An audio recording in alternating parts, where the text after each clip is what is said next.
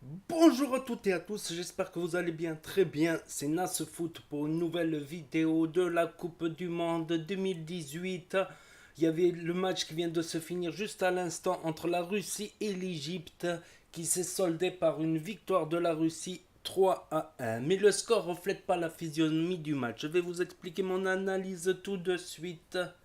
Donc bon, il y avait Salah justement qui est l'attaquant de Liverpool, finaliste de Champions League face au Real justement. Il y avait pas mal de joueurs égyptiens qui évoluent en Angleterre, vu que l'Égypte c'est un pays anglophone, contrairement au Maghreb où on est francophone. Donc c'était un match très très très équilibré. Donc c'est pour ça que je dis que le score ne reflète pas la physionomie du match. Il y a eu même des périodes où l'Égypte justement a dominé le match. Il y a quelques périodes où ils ont été de l'avant, mais hélas l'Égypte n'a pas été bon en finition. Ils n'ont pas fait de tir cadré en première mi-temps par exemple. Ils ont tenté, ils ont tenté. Ce qui est beau dans l'équipe d'Égypte, c'est sa construction de jeu. Ils ont une belle construction de jeu. Ils font bien tourner le ballon au milieu, en avant, en arrière. De ce point de vue-là, je pense que l'équipe d'Égypte méritait mieux pour ce mondial-là. Parce qu'ils sont maintenant, disons-le, ils sont éliminés. Parce que je ne vois pas l'Arabie Saoudite demain battre l'Uruguay. C'est impossible. Je ne vois pas l'Arabie Saoudite battre l'Uruguay. Ça serait la seule chance pour l'Égypte. C'est que l'Arabie Saoudite batte l'Uruguay et que l'Égypte ensuite batte l'Arabie Saoudite par un gros score et passerait au goal average à la deuxième place contre l'Uruguay. Mais c'est quasi impossible, faut même pas espérer. C'est pour ça que je dis que il méritait mieux. Bon, sur ce match, un 3-2 ou 3-3 ou 2-3, voilà, c'était discutable, c'était jouable. Même une victoire de l'Égypte était jouable, quoi, avec un peu de chance, quoi.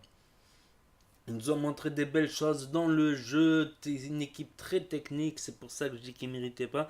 Et la Russie, ils ont un jeu pas très spectaculaire, mais on va dire efficace. Voilà, ils ont un attaquant qui est très grand. Ils font beaucoup de centres. Ils ont des, comment dire, des personnalités qui peuvent faire la différence à tout moment. Mais dans le collectif, je pense que la Russie doit travailler son collectif pour être justement dans les premières équipes nationales. Et nul doute que cette équipe de Russie qui est déjà qualifiée, donc bravo à eux, nul doute que cette équipe de Russie ira loin. Je les vois au moins en quart ou en demi-finale minimum. Minimum. Ça dépendra du tirage au sort. Justement, s'ils sont premiers, ils tomberont contre un deuxième de tel groupe, tout ça.